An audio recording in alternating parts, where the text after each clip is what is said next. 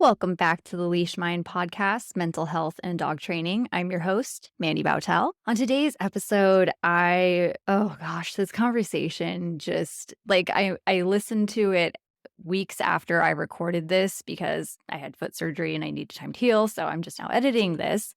And when I had the conversation, I was like buzzing for 2 to 3 days after because it was just so when you just connect with people that are like-minded and it's just, you're on the same like energy field and just everything, like it just flows effortlessly. That's how this conversation went. And Jio and Taylor are just such a force to interact with, that just their energy is contagious. And like just listening to the episode while I was editing it, it recharged me again. And it's amazing how having a conversation like that and listening to it after the fact can have that hold on you and make you feel that way. And I feel like that really just shouts at how awesome these two individuals are. So I didn't mention this, but I am speaking with Jio and Taylor from Smart Bitch Dog Training. You will hear me gush over them repeatedly in this episode because I have been one of their biggest fans since 2019 when I first kind of met them on Instagram, primarily just because, they are two young BIPOC female trainers and they are just not following the rules. They are making their own rules and they are just, their energy is contagious in the way they are handling things. It sets up their mental health and they take care of themselves and they prioritize themselves in their business. And I'm getting so excited talking about this because it's just, this is what I want to see in the dog training industry. This is what we need more of. And these two have been doing this since they started. And it's just so powerful that they already have that thought process going into how they wanted to start their business. They're just amazing. They are also going to be the MCs for the Aggression Dogs Conference this year, which I am so proud of them. I'm so excited that they are getting more recognition and getting out there more. I'm just, again, I can gush about these two all day because I just admire their work ethic and their hustle, but also how they really work to prioritize themselves and their connection with each other and how they talk and interact with each other and handle training clients together. It's just beautiful and magical how well they work together. And I know how rare that is. So these two, just how they found each other and made this work, it's incredible. And you'll see that and hear that in this episode. If you are watching on YouTube, you may see Jio and Taylor like raise their hands a lot. That's how they kind of interact and play off of each other when they're doing podcasts and teaching and stuff. And I think it's just so cool that they have this communication. It's just, they're so in sync. And I am just such a big fan of them. I will shut up and stop gushing about them and get into the episode so you guys can hear and hopefully pick up on their energy because these two are just, they're a force. I love them so much. I'm so excited. One disclaimer I do want to put out there before I start this episode. There is a little bit of swearing in this episode. So just a disclaimer, if you do have little ears present or you are sensitive to this type of language, I recommend saving this episode for another time. But let's just dig in. I have Jio and Taylor here from Smart Bitch Dog Training. Jio, Taylor, I am so fucking honored to have you guys on my podcast. And I'm starting with the F-bomb because I'm just so excited to finally talk with you guys. Welcome. Yes. Hello. Welcome. Hi, guys. Gio here. I realized I have to actually tell you because it's a podcast. So this is Gio's voice. But hi, the smart bitch tuning in. Hi, Gio, you never give enough information about yourself. So my name is I know. Taylor Barconey. I am 30 years old. I'm at 31 this year. I'm a Virgo. I'm very proud of that, to be honest. That makes a lot of sense, honestly. It does. Totally. It does. I feel like both of you are so good about prioritizing yourselves in your lives and taking care of yourselves, which I think is why you both are so successful, why you guys work so good together as a team. Because, as someone who I work with my spouse and people always ask me how it works, but it's just we complement each other so well. We do not have the exact same brain. We don't do the same things and it works. And you guys, it's fucking magic. Your business and just how you guys work together. And I don't know where I was going with that, but that's okay. It's all good. Like I said, gas me up. I'll just go ahead and play off of that. Yeah. It's a journey though. It is a journey. You don't just figure out how to overnight, right? Like you kind of have No, to go through a never. little bit of a spiral. Not like a total spiral, but you probably have to at least feel some like, oh, life is not so like not what I want it to be. And then, make actionable improvement. For us, I think the reason why we have our shit together, or at least it looks that way, I think the reason why is where we started. We realized pretty early on, we really weren't even making that much in the beginning, not smart bitch, but pre-smart bitch.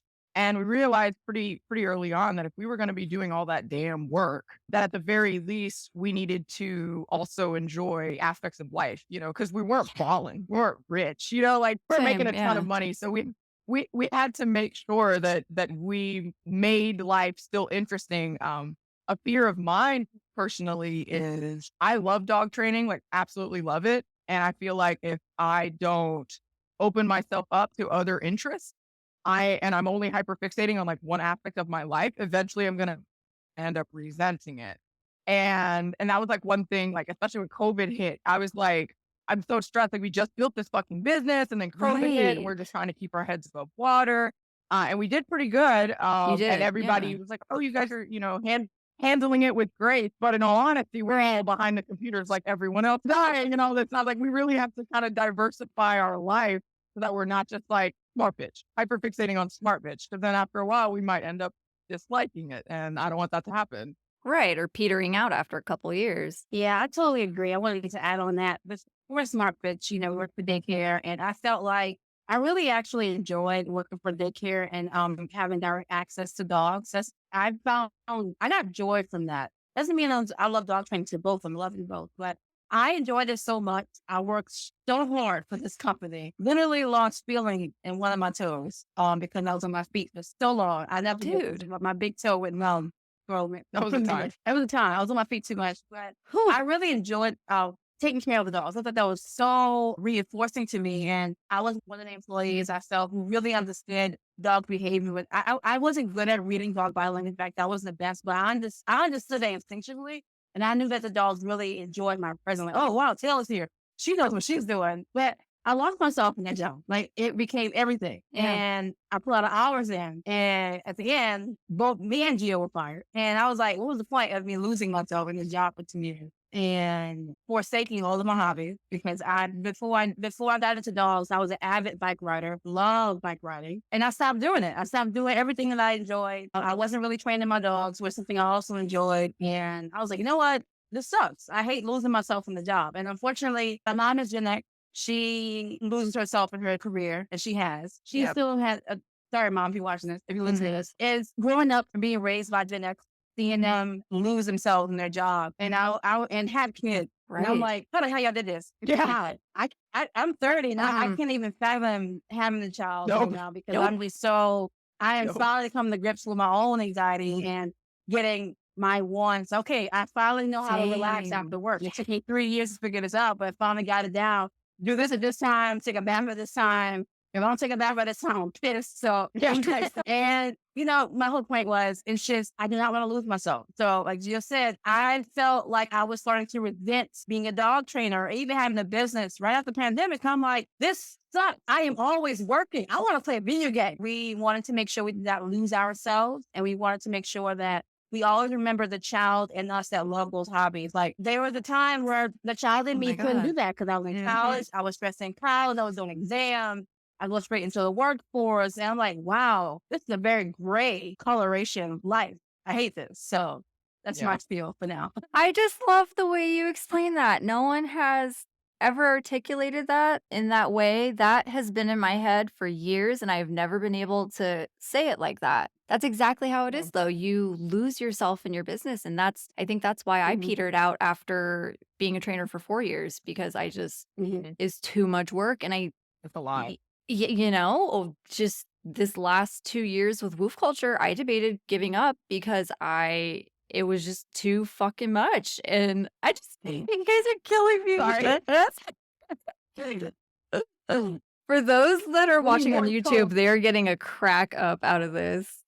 So, but it's just, I lost myself in woof culture. I constantly was thinking like, people don't like this. They're going to shit on this. They're not going to, why the fuck am I doing this? Like, it's not, I should just give up. And I didn't, but I lost myself in my business and I wasn't taking care of myself, and my mental health like Yeah. tanked immensely because of it. Because I Yeah. wasn't, work came first. It was work all the time. Yeah. And it bleeds into your life if you let it. Mhm. You have to train yourself too. It's funny because we work in behavior, assuming But we those who are don't. listening to this Yeah. also. But we don't, right? Like we work with dogs, but then a lot of times, like we don't even see the antecedent arrangements for ourselves. Oh Like my we God. don't see that we haven't turned off the notifications. We don't see that we left the mail of Smart Bitch sitting on the fucking counter. Like, why is that sitting there? Put it somewhere else because it's not time to look at that. And you have to you have to see it and you have to notice it and you have to get a little pissed about it. Because you're like, does this job own me or do I own it? Am I doing this job to die? To literally, am I living to work? Or am I working to live and trying to get it to complement? And I think the other thing that's really important to note too is Taylor and I, obviously we noticed we got pretty popular pretty fast on Instagram. Yeah. When we hit the ground running, we made sure to take special care of our branding. We got trademarked almost immediately because we felt like we had something really powerful. But it's one thing to note is with this momentum that it looks like we have, because I think a lot of people outside looking in, they think that we're like steamrolling through shit. And I think in a way, yes, we are, but in a lot of ways, we're not. We've actually slowed down significantly, especially last year. We really needed to like take a mental break and really reflect because everybody, again, there's a little bit of external pressure. It's like, you guys are doing so awesome. You should do this. You should do that. You should try this. We want to see more of this. And we're really excited to do all of that. But at the end of the day, we're just two people. We don't have any additional staff yet. We hope to do this, but in order to grow your company, you have to kind of allow yourself to grow too. You can't just be like, okay, now I'm going to do this. Like if you don't have the spoons for it, it's not going to fucking happen. So that's one reason why even when people are like, hey, you guys could try this, I'm like, that's a great idea. It Give me a might couple not happen years. for 2 years. Yeah, I'm hearing you. We're hearing each other. Adding it to the list. And this is why we haven't really like started. I have played around with, podcasts and other things to add on, but we literally do not have the spoon at all. There's no spoons left. The spoons Yeah, are gone. no. The spoons are in use. They are in use very purposely. We actually take on this is the least amount of private training clients we ever taken on, and we like it this way. We figured out a way to make our income the most consistent it's ever been in our entire careers. But when we add on new things, like the webinar is very purposeful and very calculated. Of course. It's not like, we're just gonna do this and hoping. But I am afraid of adding a service and that service burning out. Because we have experienced burnout after 2020. Like you said, people will pull us a lot of directions. And we really appreciated that because we did give us exposure. But in the day, exposure is going to come. My mental health is, once it's going, it's gone. So Right. in 2022, I was like, I'm sorry, guys. Gio and I we don't want to do anything. Like we will do, for example, of course, we're very excited about the Aggression Dogs Conference. We are like pumped for that. But that's it. One conference this year because because we are still growing our business. Yeah. And that's one thing they don't get. Like, y'all, Smart Bitch is only 4 years old. And it's still a baby business. Yeah.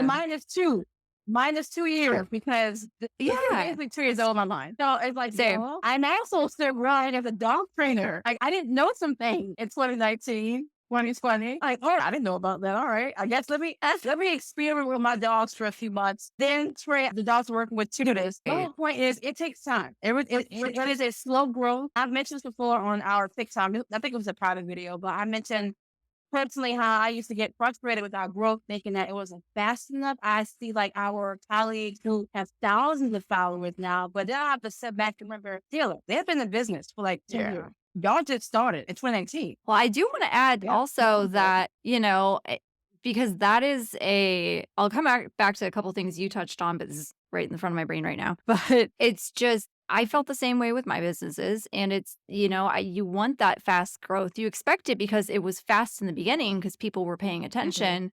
And so it slowed down. You're like, fuck, I'm not doing enough. Like people aren't, what do I do?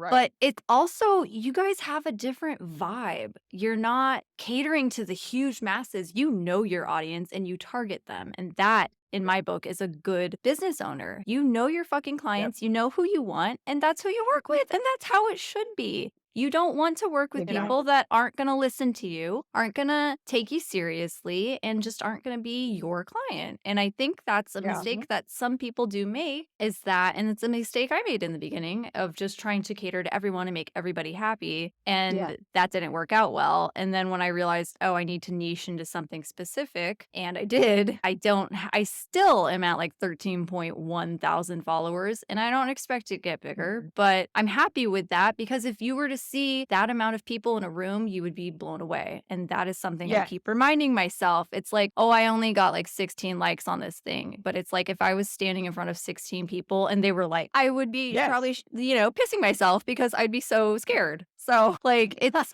just Right. having that Very abstract. realization. Yeah. But you Yeah. guys have, it's the amount you have grown since I started following your account in 2019.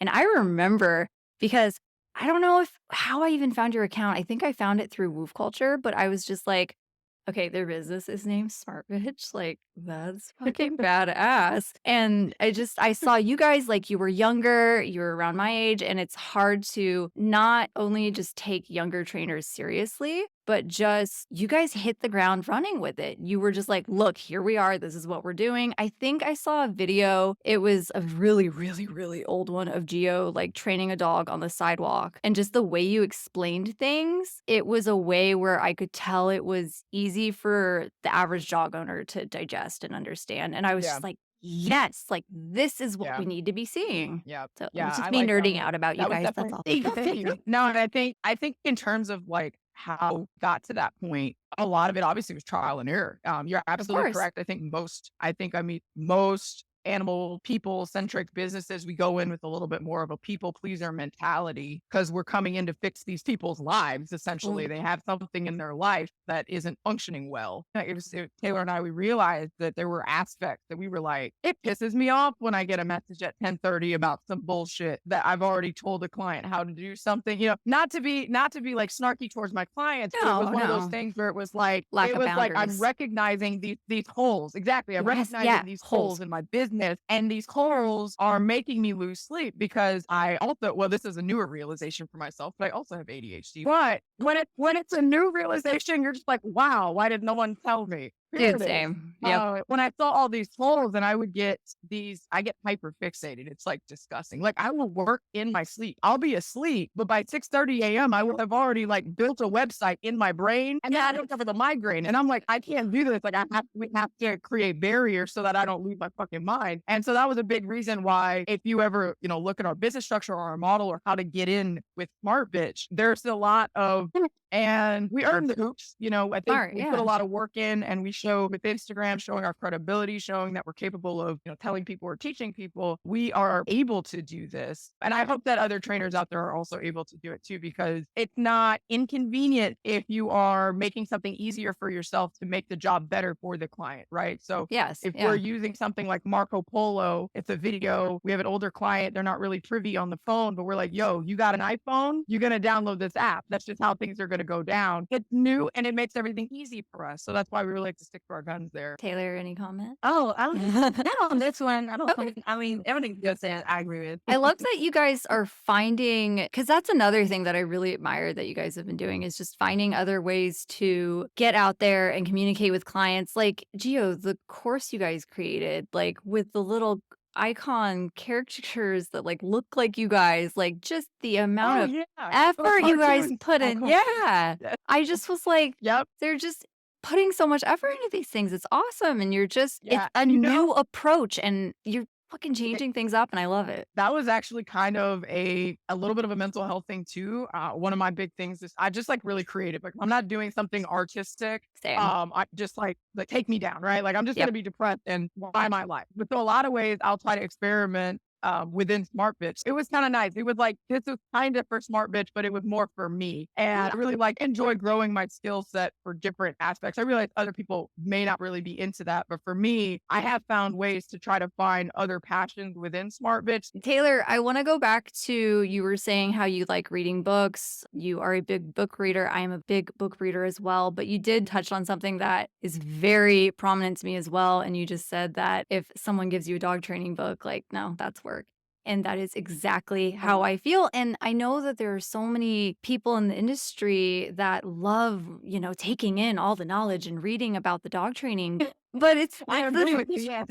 it's the same thing. Like, it's not, we love dog training. We can nerd on about it for hours, but it's not something we want to spend our downtime doing because it's not relaxing. Learning isn't relaxing. Exactly. And No, so, exactly. So yeah, I wanted to kind of get your take on that. And how do you guys do your continuing education if you're not reading the books? Because I know that's sometimes some people focus more on the book reading, the courses. I want to know kind of what you guys focus.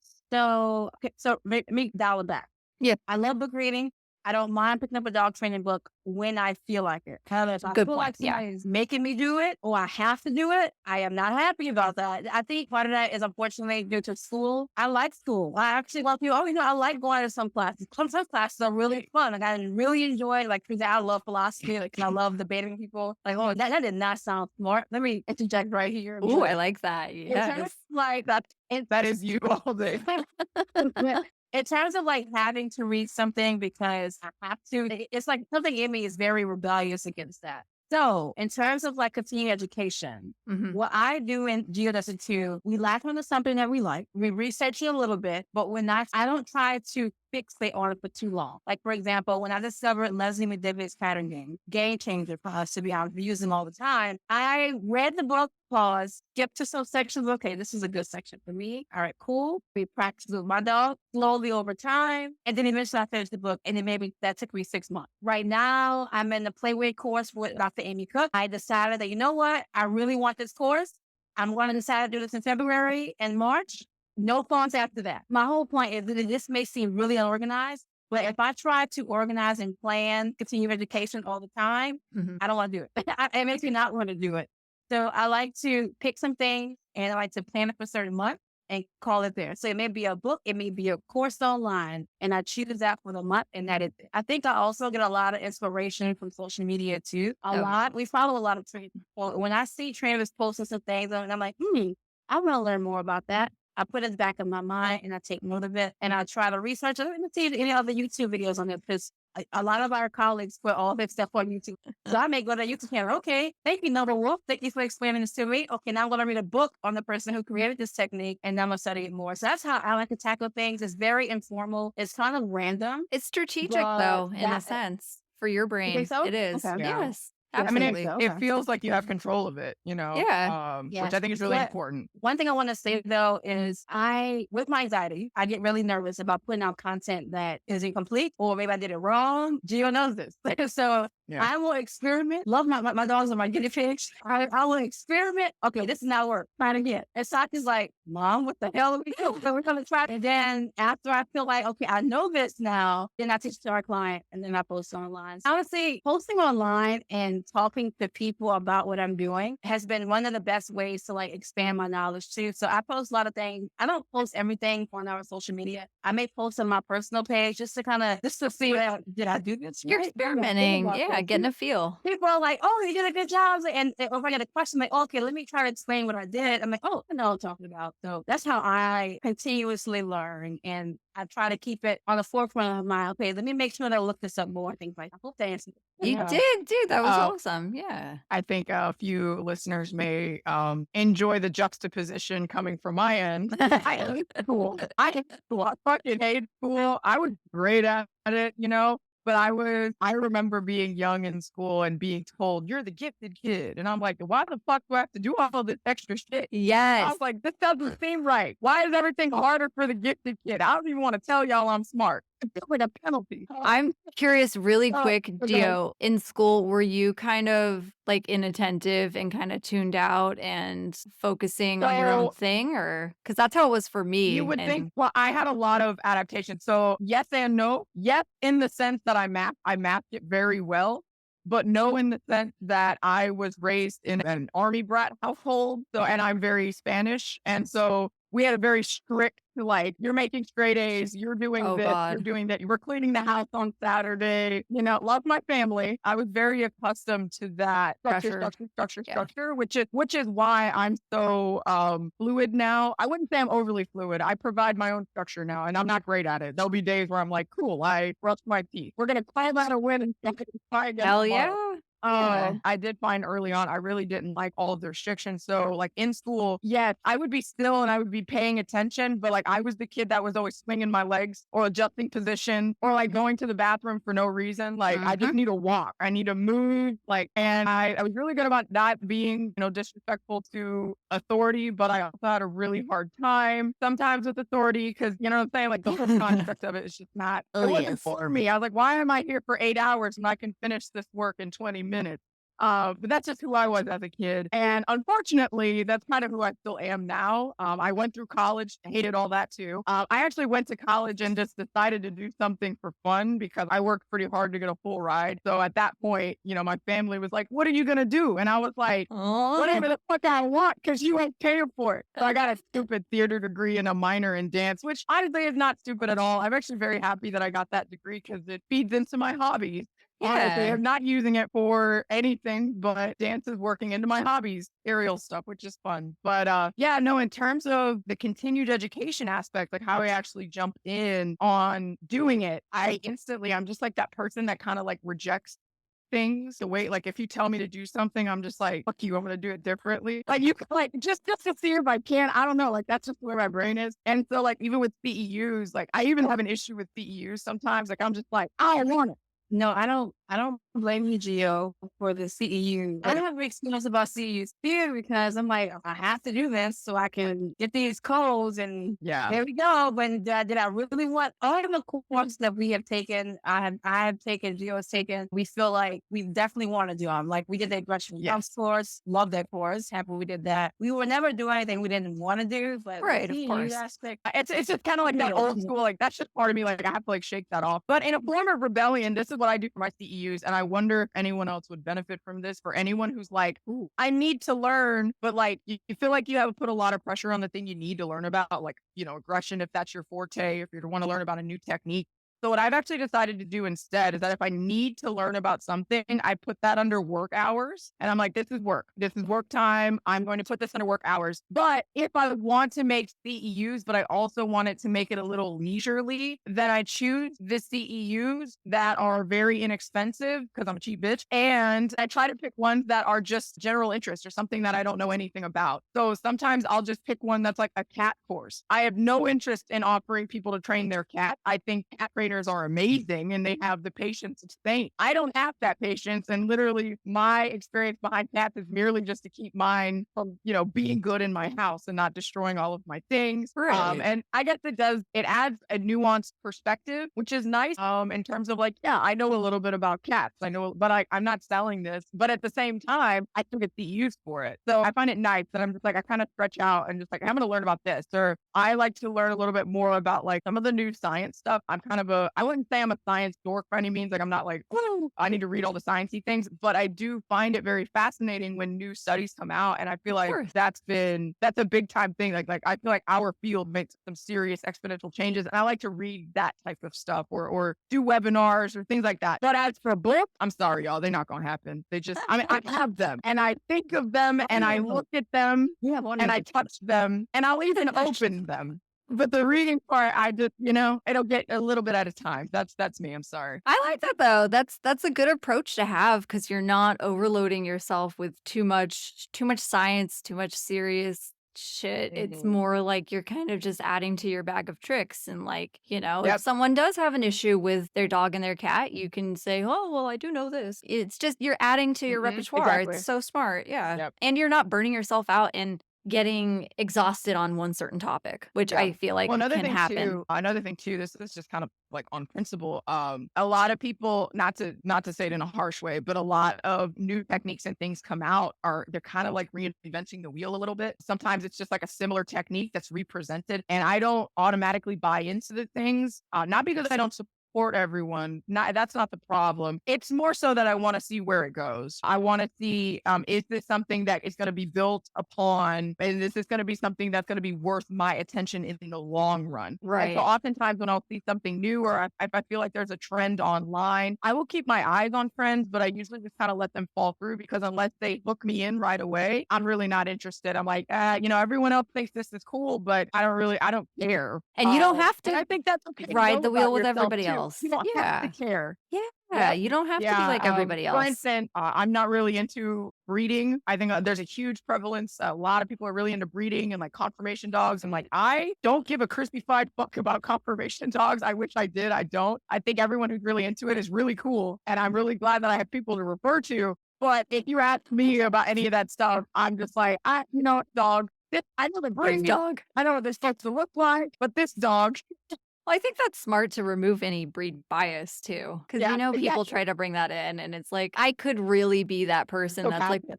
well, my dog is part husky, cattle dog, chihuahua. So I see these traits and it's like, okay, but she's a dog. And, Dog. her traits are just her Yep. traits and her genetics. So Yes. I could not agree more. Yep. So I really want to get into, cause, you guys really grew a lot on social media, but I wanted to ask kind of, because you know how social media is in the dog training industry. And this is why you will not see me in comments most of the time. Yeah, that's why I have avoided it for however many years now. Because Yeah. I'm like, I'm just gonna go back here and I'm gonna say something here and then I'm gonna go back here. So Yeah. I want to know kind of, do you guys have a strategy for how you handle the trolls and negative comments? Because there's always those people that come on and they're like, well, that's really good, but how's that going to work when you have this situation with your dog? And it's like, okay, well, thank you for reading my 1 30-second video and judging all my training based on that. Right. I can tell you how we handle it right now. Tell me. We They love spicy. We do. We ignore them all. any negative comments, and I'm actually kind of disappointed about this because I feel at this point I should have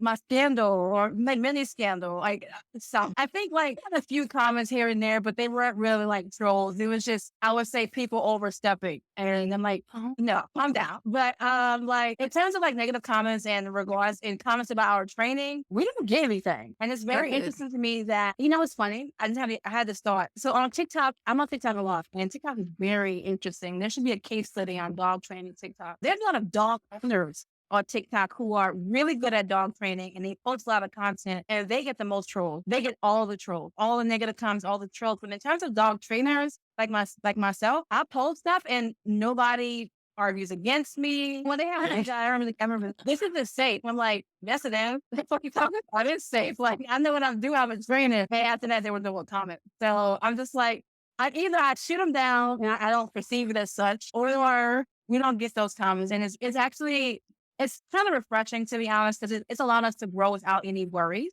Good. But that being said, if we were to see this and leave me a negative comment, then I'm either going to ignore you or we're going to shoot you down. Because we are smart bitch. So We'll bitch you out. there's a bitch in there for a reason. Yeah. So this, because be mine. And also we are. Oftentimes, if there's I- anything like moderately spicy, I'm not told, or I'm told after Taylor's already handling it. I love that You know, because the- Taylor needs to hop in and like smooth it over before Gio gets all.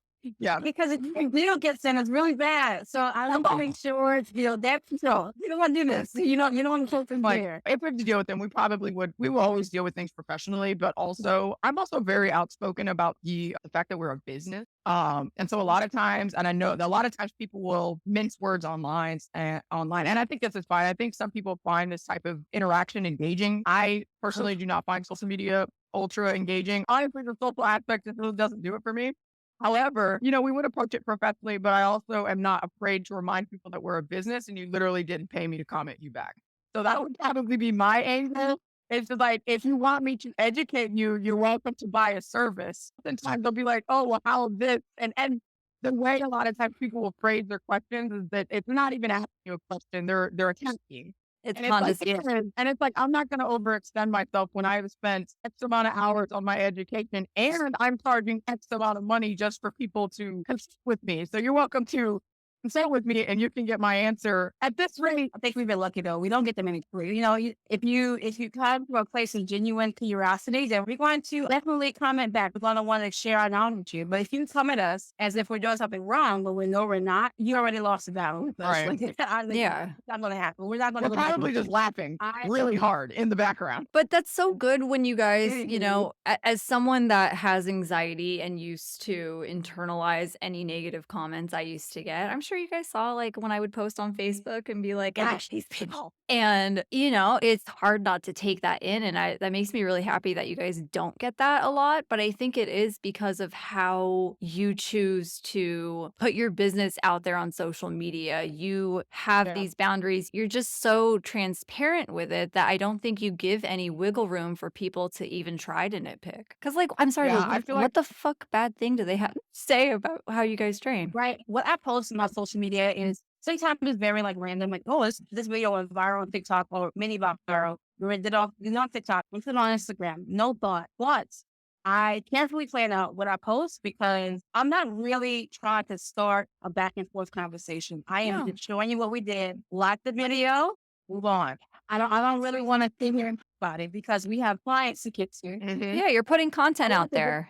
You're keeping yourself relevant. Exactly. I want the content to speak for itself, and the content that I choose speaks for itself. And if you have questions, ask questions on that comment. And if I feel like I need to clarify something, then a clarification video will come out. But until then, this is what I posted. No conversation. I'm moving on to my life because that's another thing too. Social media can easily run me, and I don't want that. And with my little anxiety, it's not little. Let me not belittle the anxiety. I'm nervous sometimes, and if I don't choose the content like that, then I'm going to have more stress about what I have posted, what I do post. So what I Yes. do choose to show a smart bitch is carefully planned. Doesn't mean that we're hiding anything. It's just that this is what I posted. There shouldn't be any questions. There should be questions, but it shouldn't be any questions. Speak for yourself. God, I love you guys. This is so awesome. I know our listeners are just gonna be like, take it in. I hope you guys do take this in because this is so freaking valuable. Oh my God, you guys are amazing. With how you guys approach that with marketing and with social media, you are prioritizing your mental health in that. You are thinking about your mental health when you are doing that because you are you're kind of just saying like, okay, this is how it's going to happen. We're not giving this room for anyone to affect us. Yep. And it's Yep. these boundaries. Oh, I love it. You guys are just awesome. You're killing it. Yeah, I'm losing my chain of thought. I'm trying to get it. Something about our marketing that we like. That we present ourselves. We've mentioned this before. In Thank you, regards Taylor. to, I know, right? It's like we're married or something. It's like, but yeah, in terms of how we present ourselves, we've said this before a lot. In a lot of ways, smart bitch is almost a defense mechanism. Not really. Like this is who we are. But in a lot of ways, it's just like you're hiring smart bitch. So if you don't like cuss words, why the fuck did you call us? And if you don't like people of color, why the fuck did you call us? And things like that. Like I know that sounds ridiculous, but like I do think it's really important for people to understand who they're hiring. That we are liberal, that we do support all walks of life, so long as that they support others and that they don't hate other people. And we're very outspoken about, if you're going to be a certain way, you can fuck right off. And I think a lot of people see that by default in our marketing, not so much just in the dog training realm, but just like who we are. Like I know how to speak nerd, but I'm going to speak like me. And because the people who pay me are average dog owners, not dog trainers. So like, I don't need to sound like a fucking genius all the time. And BT Dubs sounding like a genius all the time is fucking exhausting. Like, I don't want to fucking look up these words that I learned. Like, yet I understand the quadrants and the theories and all those things, but like, But are half your the time, I can't even clients? pronounce them damn words. Yeah. Exactly. I can explain it in another way. And regardless of what the internet says, a lot of times they will try to spin things out of context. Like, oh, you said it like this. Did you mean it like this? Like, nah, dog, just look at the rest of the Hair split. video. You see the caption? It's the thing, like if you are trying to derive meaning within this video, what I said, outside of all the extra captioning, that's on you. I'm not gonna sweat it because that's just what you're doing on social media. I don't care how you perceive my message when we made it so clear already. So that's a big one too. It's just being ourselves and making it very evident that it's like, yeah, there is a bitch with hot pink hair and an afro coming to your house. If you're ready for this, we're ready for you. If not, if you thought this was going to be like us holding your hand and telling you that none of this was your fault, probably not. We never shame our clients, but we will let them know, like, hey, you gotta make some changes if you want to see some change. And I think that they receive it better when they hear it from an actual person and not from just like a dog training nerd. Because they're like, oh, yes, I hear that. And we're like, no, I need you to hear me the way a New Orleanian would say it. Exactly. You guys know your clients and you're knowing how to target them and speak to them in a way that they're going to transfer this over so that they'll be able to work with their dogs. And I feel like that is something Yep. that gets missed so much of the time. And I love that you Mhm. said that Smart Bitch is kind of I want to say it's like almost like a defense mechanism, like a shield for you guys, because it's just like this is what it Yep. is. And you guys have these, Yep. I don't know what it is with having that name, but I feel like it just instills these boundaries and it shows that you guys have this. I don't want to say confidence because I don't think that's the right word, but it is that you If there is a magical word in a different language, that's I want to know what it is. Well, what you're saying is basically why we named the business Smart Bitch. We I was came gonna ask. together, Yeah. came together at the same time and decided on this name. It was very weird. Like, oh, we like bitch. Okay, all right, Smart Bitch. Yeah, Ballsy. Good. It's ballsy. we were angry. We were both angry. Well, we didn't want to, one conversation that we have, and just so everyone is clear that this is not a comment on other businesses at all. But one thing that we noticed that we really wanted to set ourselves apart was that there's just this like heavy prevalence in positive. Everything is positive, which is great. But it doesn't always have to be in the title. And if we want dog training to shift, we're not positive dog trainers. We're just fucking dog trainers, and we're doing it the way that we do it. And and so we wanted to get away from this because the other thing that happens with positive is that, unfortunately, and some people may disagree with me, but this is just my kind of view of it. And that positive also tends to lean very heavy on like the femininity aspect. And the femininity is like, oh, we're not strict. We're fucking cookie pushers. We're going to let these dogs walk all over us. There's no way that we can handle aggression. There's no way that this 120-pound girl, Rhett, could do any of these things. And so a lot of times we were just like, well, we name our business Smart Bitch and we say we're doing these things and we're showing, the proof in the pudding. These people can't say that. And they also can't be like, oh, well, they're soft. And so that was kind of it. Like we didn't want to come across as our competitors in the area too. We're going up against a lot of trainers who differ in method. And in order to seem attractive in that realm, you almost have to match that. I don't know. It's not that you want to match the aggression or the oomph, but like they have an oomph, right? Like their marketing is oomph. The fucking videos are oomph. Even though we are science nerds and we see that there are things that they're not showing, But there's it's not enough. attractive too. Exactly. And so a lot of times with Okay. positive training, it's just too soft. It's too fucking boring. And so we like to spice it up and we're just like, hey, we're Smart Bitch. We're going to punch you in the face with positivity and we're going to move the fuck on. And I think that people really received that. They're like, oh, I can say the F word and teach my dog how to wait behind a gate. Yes, the fuck you can. Yes, the fuck you can. Oh my God. Yes. We also, I think we said this earlier, but I want to say it again. It was a boundary. It was a boundary name because we wanted to scare people away. And it does scare people away. A lot of people don't work with us, I'm sure, because they see us and they see our name. They think, well, that's inappropriate. I don't care. Family be like, I can't say the name. You can say bitch. I'm 30 now. Yes, I was the baby in the 90s, but I'm 30. You can say bitch. It's fine. You can say all of it. I don't care. But it's like, it's appropriate. I don't know how I feel about that. Well, you probably not going to be the right client for us because we need our clients to have a sense of humor. Work with aggression, which is can be very Better laugh. we need to laugh. And To laugh. us showing our fit media from day one. I think this was in the past, but I used to feel like a lot of trainers, you be shy about showing their faces and things like that. It could be for various reasons, to be honest. But I wanted to make sure that I have pictures of me and Gio on there because I need people, if you're racist, get the hell on. Don't even try it. Because when we used to work for a different company, we had to take on anybody. And we had a race, and it was not fun Nope. to me. It was targeted towards me, and I was like, "This is uncomfortable." With somebody that pays you money in a race, it's hard to. You can't just separate. I mean, you can, No. but you gotta do it delicately shouldn't. and stuff. So Ugh. exactly. So we wanted to make sure not only are we Smart Bitch, but we are Black owned, we are Latino owned, we are women owned, and we are LGBT plus friendly, all is friendly, and we want to make sure that all of this is a boundary as well. Like even this is kind of funny, but we literally just added a new category to our intake form, asking for pronouns. So Right here. important. You're making people feel welcome. But You're also, eliminating. if Yeah. if somebody jumps in there and they get all sopped up about the reason we're asking for pronouns, well, then just don't submit their application. Just don't Yeah. send it in. You're not for us. You didn't pass. You're not a smart bitch. Sorry, you didn't pass. So before people contact us, because one thing that really sucked about not being a business for ourselves, that we had to take anybody on. We could not just cycle through. Maybe you would go. Maybe you would go for a different trainer. We couldn't do that back then. No, Now yeah. we can. And create. And when you're in business, it's very intimate. So you should have control on who you're seeing very intimately in their house several days a week, if it makes any sense. So Well, I and think you on the should mental feel health aspect safe too. going in their home too, and vice Yeah. versa. Yes. Like, Yeah, we forget about safety sometimes because you and I work together. But yeah, I think that's so important you guys do that together. Yeah. Yeah, I think so too.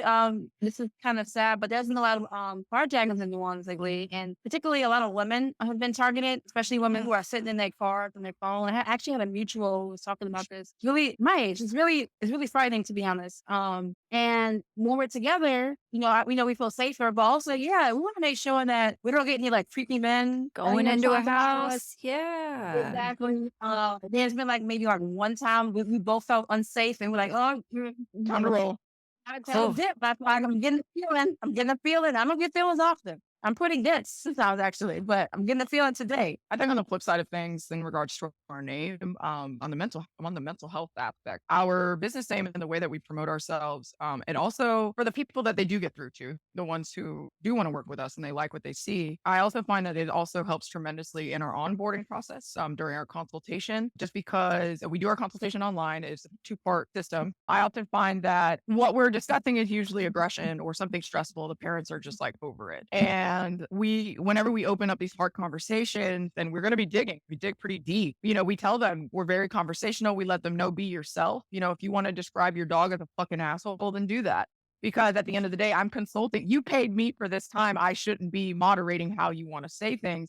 And because of this, and because I'm trying to get the most accurate representation of what they're experiencing, and we're doing our consultations without seeing the dog first. We want to get the information from the parents first. And a lot of times just allowing them to be themselves can not only inform us on what's going on with the dog, but it also allows us and it informs us on potentially what type of learner this client is going to be. If they're going to be more tactile, just allowing them to be themselves, we can notice like, okay, the way that they describe this suggests that they're more than likely going to need more attention on quicker mechanics or things like that, just based off of how they describe something. And we often find that because our consultations do tend to be rather conversational and that they can speak freely and that they realize that we're people. Yeah, I'm going to drop the occasional F-bomb if you're comfortable with it.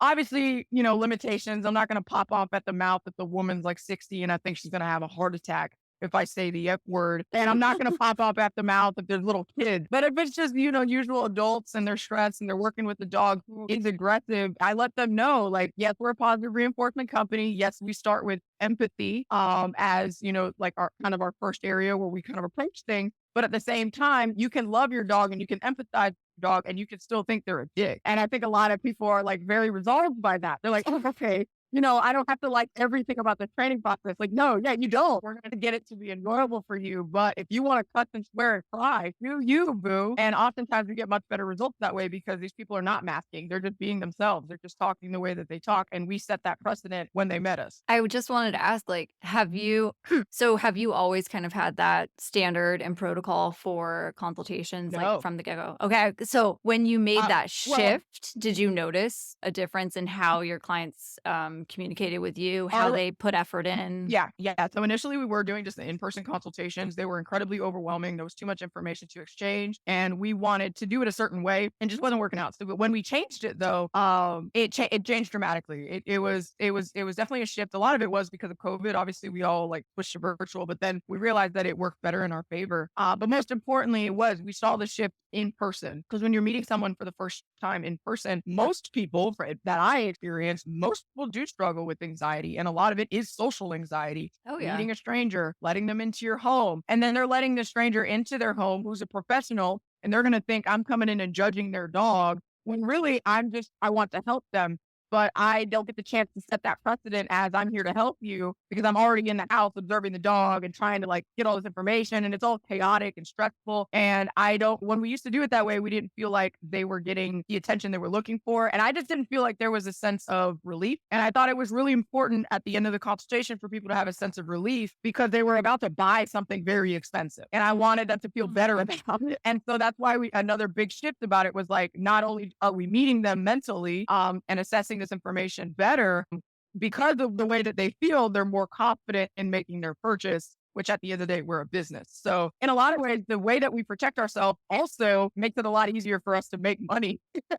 Dude, yes, exactly. Yeah. Oh, God, are you sure you didn't go to school for business? Like, No, just weird. you guys, just the way you set yourselves up. Say that again, Trial and Taylor. error. A lot of Yep. trial and error. That's what it was. But the thing is, Gio and I are not going to something we don't like for too long. If I don't like something, if she don't like something, we got to change it. Like, When the did you guys conversation was make that change? the virtual conversation began, I believe, in 2020.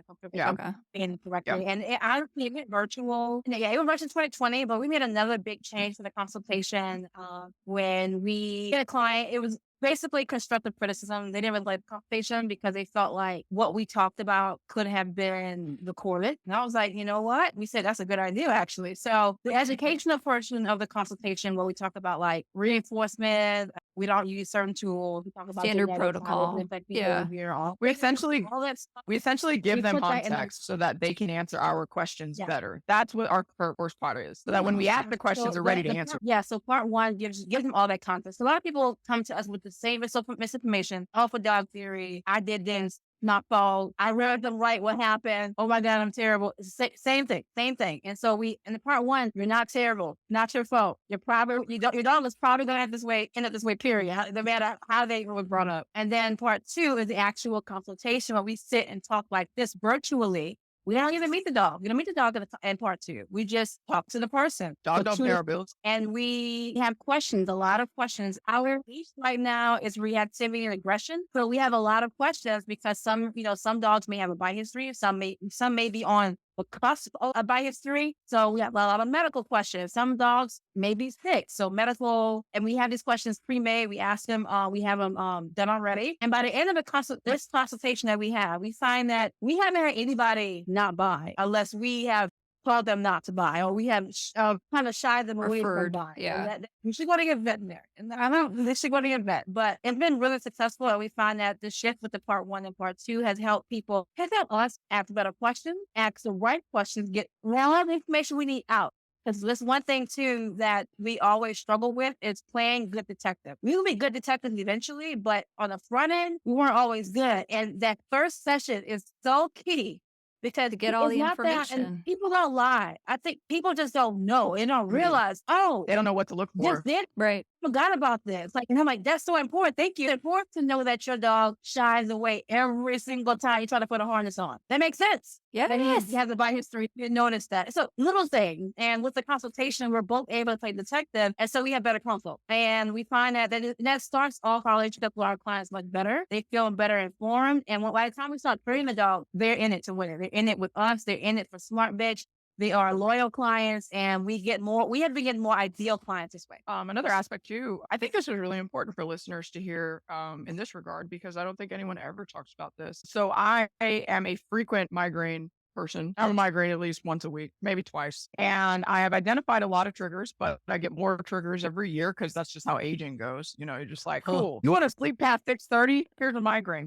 Who gets migraines for sleeping? I do. But one thing that I noticed, computer or not, I noticed that consultations gave me migraines. And I didn't understand why for a while, because like I said, this whole ADHD thing is kind of new for me. But I started figuring out that when I'm trying to process too much information and I'm trying to deliver information at the same time, my brain tries to break in half. And then we started doing it. And then before we made part one and before we made it a 2-part service and we were just doing it virtually and we were still exchanging all of that information live, screaming at a fucking screen, computer, with the blue light in my face. And then by the time we're done with the consultation, I can't work anymore. I'm done. I'm literally just like, I have to send the emails the next day. My head is splitting in half. I'm starving, but I'm nauseous. And Oh, it's the God, whole thing. no. It's something that I deal with all the time. It really sucks. And not for a pity party by any means, but I No. think it's really important for people to understand that when you own your own business, you can set it up to better support yourself as well. And I find that since we've made the shift and since we've made it easier for ourselves, it made it easier for the clients too, whether they think that on the front end or not. I don't really The care. ripple, it If just you're carries coming to us, over. exactly. And so because things were more seamless and there was less stress, or it was, I wasn't screaming at a computer for 2 hours anymore. Or if I was, I was getting the answers that I needed. I didn't have to like navigate a sentence to get them to answer me a certain way. It was like, Right. I've already set the precedent for what this is going to be like. It makes the situation so much smoother, but most importantly, my brain isn't cracking in half nearly as bad as it was before. Now, occasionally I still will get a migraine afterwards just because I'm very invested in our work. It still happens, but it's not for the wrong reasons anymore. It used to be for the wrong reasons. It used to be because I was overextending myself. And then by the time I left the consultation, I was like literally almost passing out of my car because I was starving and just like overstimulated and trying to act professional and like, Running on having a panic fumes. attack for Yeah. no reason. But, and so, yeah, since we shifted, it gives us a little bit more peace. And when the call is done, when everything is done, Taylor and I, we call each other afterwards, or we wait about 15 minutes because we both need kind of a break from the computer and the phone And the talking. to Yeah. kind of decompress. Yeah. And then we'll talk to each other about what we thought about the consultation, and that'll be it. And it's a lot easier that way. So for anyone out there who's struggling with chronic pain of the brain, if you just want it sometimes, that's me. And you can fix it if you just adapt some of your services. Migraines are new. So I'm starting to get a migraine recently. Really very strange and bizarre. But I think also you can structure your events in a way where if you know something is hard, that can be your only session for the day. So even though Gio and I work together, when we do consultation, that's the only session for the day. It's because our consultation times are 3 hours long. Some of them. They pay for 2 hours, but usually it's 3 hours. You don't want to charge people 3 hours to make you feel bad, but y'all, when you work on, I keep saying it, people have questions, Yeah. and You're covering all the bases. But it is a standalone service. So if they choose not to hire us, we want to make sure that they are better equipped and they know what's going on, or they know the next steps at least. So 3 hours. That's a lot. And after that, so I usually schedule consults by themselves. They were for the webinar. We had one consultation that was 3 hours and 30 minutes long. So there was 2 dogs. After that, we died. How'd you do a webinar after? The next day, Oh, okay. Yep. Webinar only. And that was our off day. And it's another thing too. Gio and I are very particular about our off days. If you're off, you're off. You're off, you're off, period. Correctly. 5 days. Respect them. Don't be me. Get off social media. I'm a social media addict, so I'm always on social media. So what I have found, I tend to log out of my smart Vix TikTok and go into my personal TikTok. Oh, it's off day, Taylor. Go to your personal TikTok. Look at the anime TikTok, my new thing. Love matching now for some reason. Just to decompress your brain off a work channel. Yeah. I log into dog training Instagram, dog training TikTok, or dog training Facebook. I immediately get a headache. I'm all things Toxic. Yeah. Yeah. I'm like, wow, this should drain me. I need a break already. And it's so interesting. So what I have done, this is Gio recommended this to me. I've been listening for a while, but I finally did. I turned off notifications for all my social media. I tend to turn off all that. So I don't get no notifications. So if somebody needs us for real, if it helps as a client. If you're dying, like for my phone on my off days, I'm incognito. I've dropped off the grid. Like if I shared something, it was because I planned to share it 2 weeks ago and then I just finally got to it. But like if you're contacting me, you might need to call my phone 5 times so it gets through do not disturb, because everyone's blocked. Like except my husband, and honestly, sometimes he's blocked too. Love you, babe, but no, not right now. You know? Like social, back to what I get sidetracked too.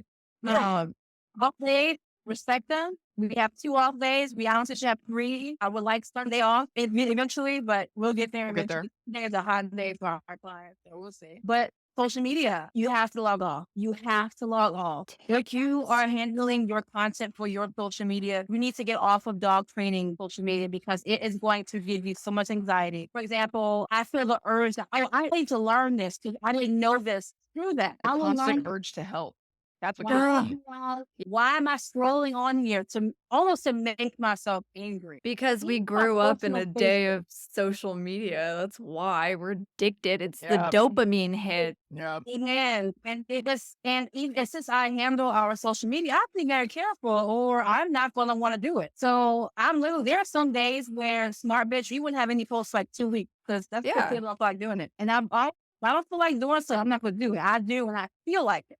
So we haven't had any other posts since the webinar. So I started making the post. No sense of feeling bad about it. And I don't have to do it. I also feel like dog trainers, it's like we have to do something because the Yes. algorithm says, oh, Instagram is going to make you less relevant if you don't post X amount of times a day. And that is true. Instagram, Meta sucks. I'm sorry. Meta sucks. I know it does. I refuse to post every day. I don't want to. I don't even have that much content. No, And and like like, I do post like I what the fuck you posting about the whole time? Like, it's just, you Right. can only come up with so many things and regurgitate so many things and recycle so many Exactly. Yeah. things. And how many of these people are actually your clients and paying you money? Baby, that's the one right there. That's the one right there. Like, that's something that I think Like- people forget, but it's just, it's like people pour. I love it. Yeah, no, the people just pour all this stuff into social media, and I hate seeing it because it's like, okay, how long did it take you to make that? How long did it take you to type that out and then type out the, video description and then post it, and then you're doing the engaging, and then you're doing this. You're on your phone. How much of that time are you actually making money? And how much of that time Yep. could you actually be recharging because you had a Right. client? Like, that's the thing. We get sucked in Yes. and we get in this habit of like, oh, well, this person posted this, so I should be posting this. No, because that's that person. That is not you. And Yeah. fuck, I love you guys so much because it's just, you're so healthy about this stuff, and it's so refreshing because so many people aren't. And it's just, you're But we have to. We have healthy though. Everything I have dealt with, we have had media events as millennial, life changing, altering. Oh my God. I think it's a unique American experience too. Here's another one too. Like a fucking pandemic. Yeah. I am tired, and if I do not take care of mental health, that is like I cannot It's a wrap. function. It's a wrap. I can't sleep if I don't take care of it. And me not sleeping, I literally get sick. Like I get physically sick. Same. If I lose one day of sleep, Yeah. physically sick. Like I cannot function. My body burns out. So I post when I want to post. I am not posting for an algorithm, and that actually may be why I know 8,000 followers are a lot, but some of our colleagues have a lot more followers. I think because they post a little more consistently, they stick to it. I just do not have the urge to follow a schedule on social media because personally, I'm already a little obsessed with it. So I feel better just doing it when I want to do it. And I actually, I'm active on Facebook, my personal Facebook. If you add me as a friend, as a dog trainer on social media, like dog training content, I disappoint you. You about to get random food stuff. Me keep talking about how I woke up on the wrong side of the phone in my bed. This is random stuff. I don't want everything to be dog trained. And that's I actually stopped, and I'm so sorry for anyone who's buried in my friend requests, but I actually stopped adding dog trainers to my personal Facebook, unless I have had personal conversations with them. This isn't because I don't like you, but in all honesty, I find that if I simplify my life in some areas, if I choose to just pay attention to the people I need to pay attention to, such as my family, circle. my inner circle, Yeah. Taylor, Taylor, yes, Taylor, Obviously, Taylor. yes, Taylor. You guys are, you're smart bitch, but smart bitch isn't you. It's not your personality. It's not, your Exactly. business isn't you. You are individual from that. And I think a lot of people get Yep. lost in that for sure. what makes me angry about it is that we're not getting paid for that. And No, I yeah. have feelings about working for free, lots of feelings. My ancestry and my upbringing, I don't want to work for free at all. I need to be paid. So if I feel like I'm doing something that is feel like work, I'm going to pause. Can I make this something somebody can buy? And that's something we did with the webinar. To be honest, like, you know what? We're dealing with We're dealing with a spicy situation. Let's make lemonade out of this fucking lemon. I love how you guys Exactly. just approach everything together. So when you were thinking about how you wanted to do, the webinar, and for those of our listeners that may not have caught that, can you just explain like what you guys covered really quick, like what the topic was, and then we'll kind of go from there a little bit? So the webinar came about because we had a really complicated situation with a client that drained us severely. Like we had to basically fight back and forth with this client in order to finish him out, and they ended up not working with them anymore. And Jio got the idea of the webinar. For the listeners, if you're not aware of the webinar is called, very much non-jokingly, very serious, it is called How to Avoid Getting Fucked as an Animal Professional. And that literally was the working title. And then we were like, fuck it, let's keep it. Everybody really resonates with this. At some point, if you're in business, there's a chance you might get fucked. And basically, like Taylor said, we had a spicy situation and we decided to make the better of it. And it worked out. I think a lot of people are constantly interested in what we're doing. We're not business coaches by any means. We haven't really been in business for that long, but we do feel like we've kind of tackled some areas and we've gotten pretty good at like boundaries or establishing things. So we were like, fuck it, let's share it. Let's share what we've been through. And at the very least, maybe people will avoid going through these things themselves. And so we really structured it like a case study.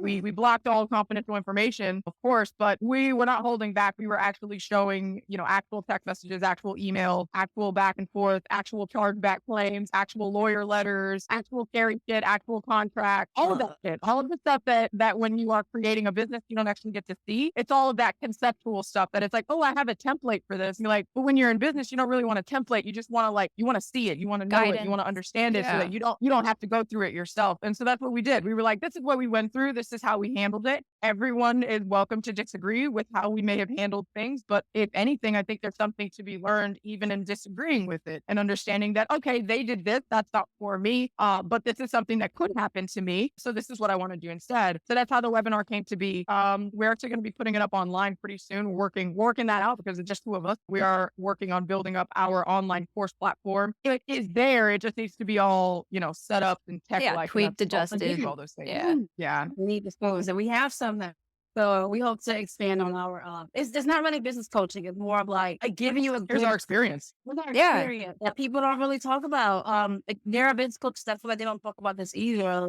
It's kind of like when it happens, those shit, what do you do? And we talk about that, and we may be adding more to that. I think that's just so awesome though, because it's also the way you guys approach things. It's not the same as everyone else. You're younger, you're fresher, you are BIPOC trainers, you have different experiences. And I feel like people appreciate that because it's not the same, business coaches, it's not the same spiel we've been hearing for however many years. It's different, but it's not any less important, and it's very real, and this shit can happen. And people don't talk about it. So that's huge. I actually want to ask you guys, as being young trainers, as being young women, also BIPOC trainers, how was it just trying to navigate this fucking white-led industry, first of all? Oh, God. First of all, but second of all, because I want to get into this with you guys, because I want to hear both of your experiences with this, because I can't even,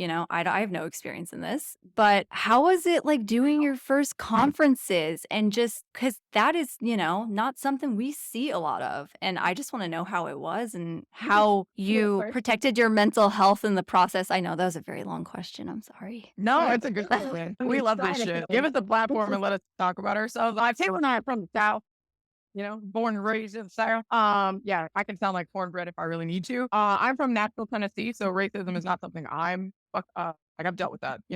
I'm a Hispanic person in an area where most of the people who lived around me, their direct relations with Hispanic people was either who was cleaning their house or who was building their roof. And I know that sounds horrible, but that is basically what you get lumped into. And then I'm Puerto Rican, which is I might as well have told a person I was an exotic fucking lizard. Most people don't even know that's part of the US.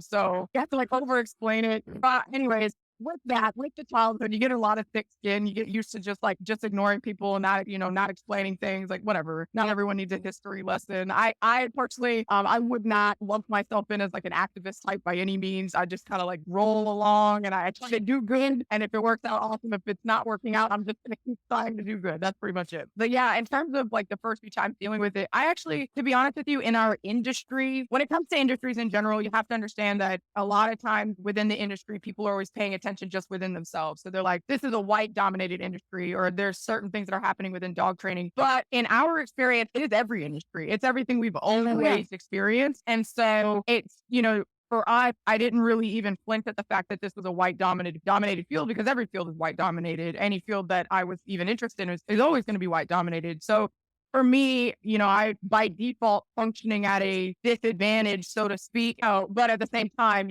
that's just, where we stood. But we also recognized pretty early on that if we were going to stand out, we were just going to have to make our own business. And that's just the way that it was going to be. But I do distinctly remember whenever it's funny when we talk about our past work experiences, when Taylor mentions that she really loved that job that we came from, because I hated it. I did it. When I came in, I came from a different aspect. I had already been serving tables, doing my own thing. I kind of already had this human relations thing down. I'm also exceedingly cynical, and I could read people like a book. And it was one of those things where, like, I came in here knowing that I was working an advantage. Like, I was there to become a trainer, and that's it. And I was going to do what I needed to do and tolerate what I needed to tolerate, to a certain extent, to get where I wanted to go. But at the end of the day, they were always a stepping stone. I know that sounds horrible, but that's the truth. And it was interesting when I met Taylor. Honestly, me and Taylor meeting each other was just like, fate. What year did you guys meet? It was that.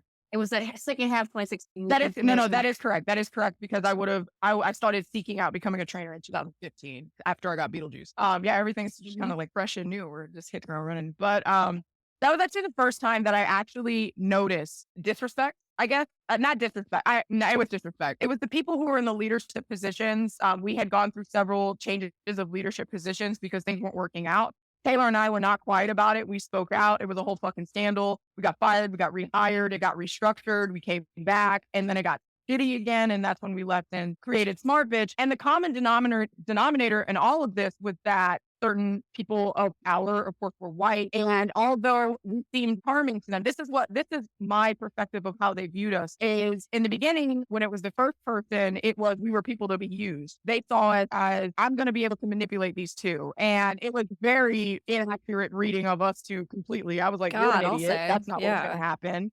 And then with the second run of people who took over, unfortunately, it turned out to be a similar situation. It was charming that we were the way that we were, that we were ambitious, that we had ideals, that we were willing to put in all this work. And Charming. But at the end of the day, I was never viewed as an equal. You know what I'm saying? Like, there was never this respect that we. That's the matter. That it was an I own you idea. That's really what it felt like. It felt like you get to do this, and it's really actually verbatim were some of the things that were said. Was, can that be done for you? How can you say this? And at the end of the day, it's a fucking business. Like, I was like, this is a two-way street. We've made you a lot of money, and I don't owe you shit. You're not my mom and dad.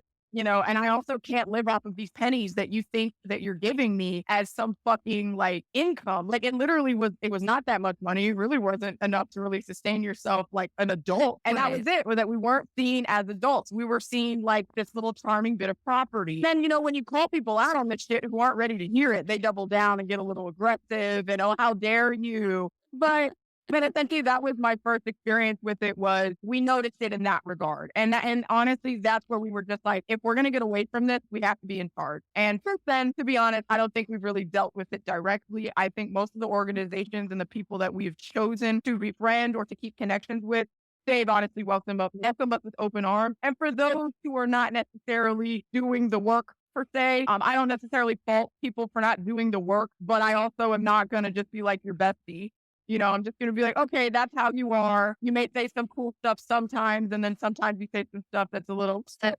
And it is what it is, because that's the nature of life. But yeah, that's essentially that. And then to answer your conference question, the conference was wonderful, but it was also exceedingly overwhelming in the sense that I only had the slightest idea. I knew that we were popular. Like, I knew that people were going to be excited to meet us.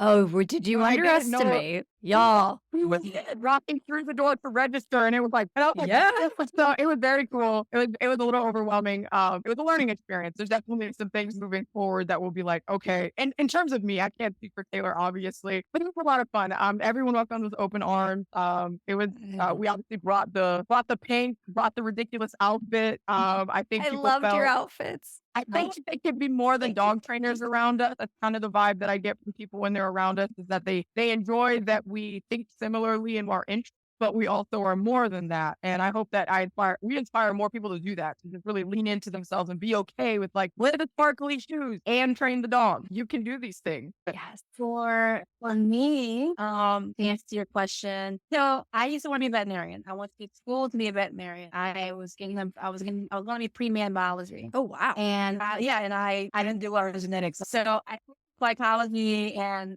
after that, I was trying to figure out what I wanted to do. I kept playing around my head that, ooh, dog training. But I was like, how can I do that? Like, how did I become a dog trainer? I didn't know in 2015. And I was looking around and I found the old business. Honestly, I am very, this may sound harsh, but I'm very suspicious of Everyone. what in the animal industry until they have proven to me that they are not even just an ally, just because I think ally is too racially level 10. I think that No ulterior motives.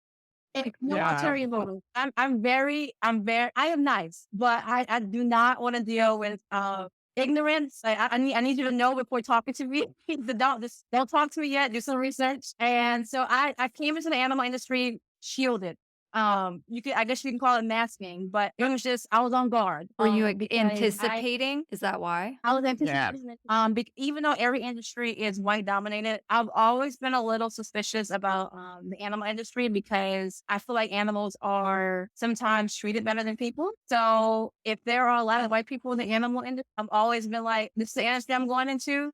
People who care more about animals than people. And I'm Black. Okay. If I go for Ooh. this one. And even my family was like, you say you want to do that? I mean, you can deal with unlocked racism here, but I don't know what you're going to experience there. It's not, there's not going to be Black people in there. So that means, that's not, that limited, those are my thoughts going into the first job. I have an afro. I've been natural since 2014. Afro natural is what I made. And my first job, I went in, I had stretched my afro out. I made it as big as possible on purpose. And I had an interview. I'm like, this is me. Let me see your face. Okay, we're cool. All right, we're cool.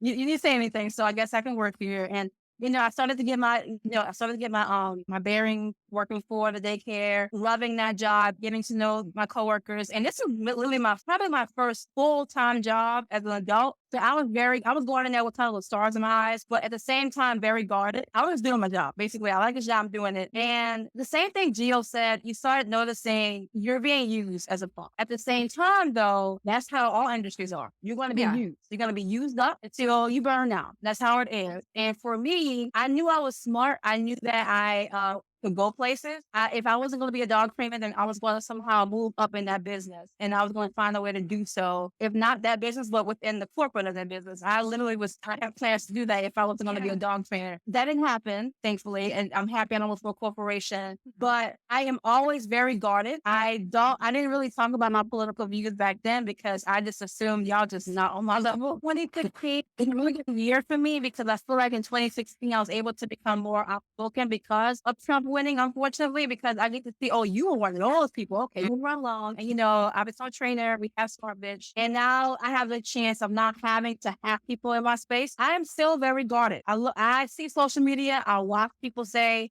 there are some things that I feel like, I'm like, wow, y'all are interesting. Y'all are so close to saying something really problematic. Let me get you quiet over here. But as a Black person in the industry, basically I'm guarded until I get to know you. At the same time, I have smart bitch, so I don't have to worry about being on guard for my clients. I feel like our clients, I can be myself day one. But in terms of colleagues and getting to know other trainers, I don't really trust anyone until I get to know them a little bit. And I have a lot of people on my Facebook timeline who I call, they are my acquaintances, and I have some real friends. But until I feel like you've proven yourself a little bit, like I watch what you say, then we can be cool. But unfortunately, that's the reality of being in this business as a Black woman, because even though I'm force free, R plus, just because you're force free does not mean that you're more quote unquote woke at all. No. Everybody's sus. And so they may seem harsh, but that's how I protect myself. And that's how I set myself up for success and see the arrangement. I may be more open to adding more friends to my timeline, but I'm not afraid to cut somebody out if I feel like I don't like what they're doing. And the thing is, people are not going to always be outwardly racist to me, of course, but they will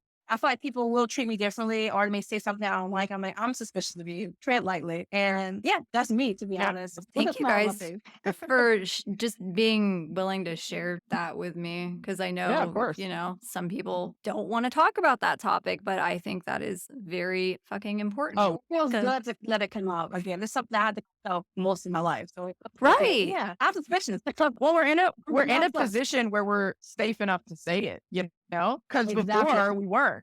It's not like you could go up to your employer. And when I did notice things like making little snippy comments, I'm just like, yeah, that's really funny that you low-key racist. I can't say that to your face because then I will change our relationship and you're going to find a way to boot me out because the last thing a white person wants when they're not ready to face that is to be outed as a racist. Like- You have to kind of rally with, and you're like, then of course, when you regurgitate it back up or you present it as what it is, it's like, oh, you're just ungrateful. How dare you? My favorite Gio when they were like, Taylor, you were so nice. I was never nice. I was just doing my job. Professionalism isn't nice. It's professionalism. Like, I think That's that's it. something people don't understand is, we're just being professional and just doing what we're supposed to do. But, Yep. say something wrong and it will fucking change. Oh my God, you guys, this whole conversation has just been, oh my God, it's incredible. Alive. It's been long, but it's just like, fuck, we've talked about so much. And I just feel like that you guys have such a healthy outlook. And it makes me so happy that you're giving advice to other trainers, hopefully other young trainers that are seeing this and they are, Yeah. realizing I don't have to do it like everyone else has been doing it for the last 20 fucking years. I Mhm. can make it different. Yep. I can protect myself, enjoy my business,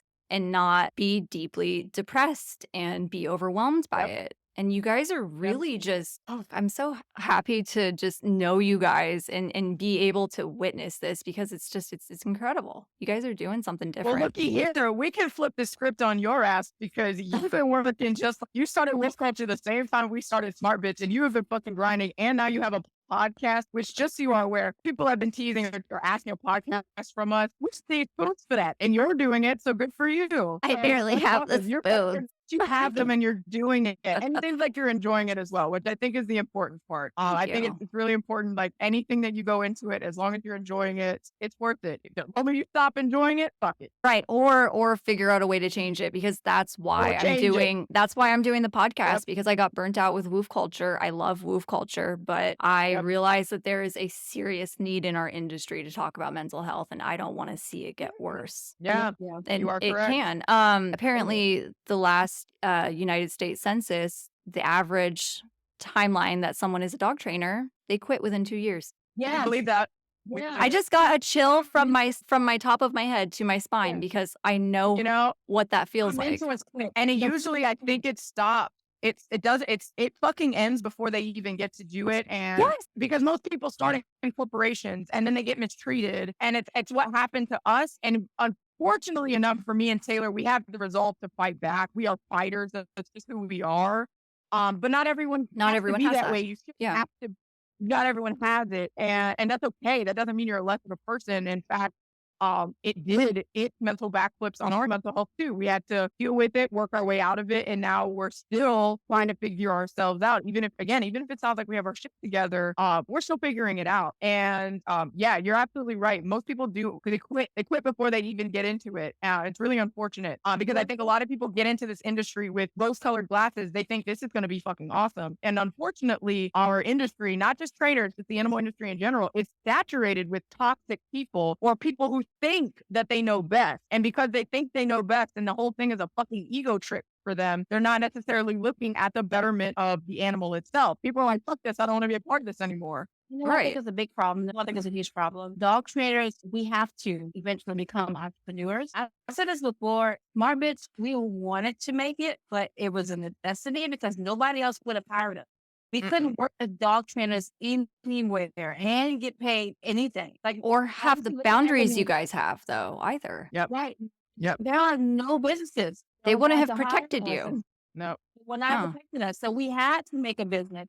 And so as a dog trainer, you have to be an entrepreneur. Being an entrepreneur is Dude. not easy. You're able It to was very, very hard. people lost their business during the pandemic. A lot of people are not making enough and they work full time in their business. You and I are lucky enough and smart enough. Not saying that people aren't smart, but we have each other to make what we have because the economy shifted. So we have to shift. So having a business and being an entrepreneur through shifts like this is not easy. It's hard on mental health. And I actually wish I could. It'd be nice if I could work for a corporation that would treat me fairly and pay me fairly. And I have seen some unicorns out there, like some traders who work for businesses and it's looking at their experience. But I also worry about them because the thing is, sometimes it doesn't always last the same. You know what I mean? Like, and I don't want to scare anybody who's working for a corporation. I'm sorry if I'm scaring you, but it's hard to imagine dogs fans working for corporations for a long time. So then they have to go into entrepreneurship. And like I said, it's hard, man. It's hard. And we have each other. If we're by ourselves, I Oh, don't know. dude. I don't know. No, I think that's so Like, important to yeah, say. Like,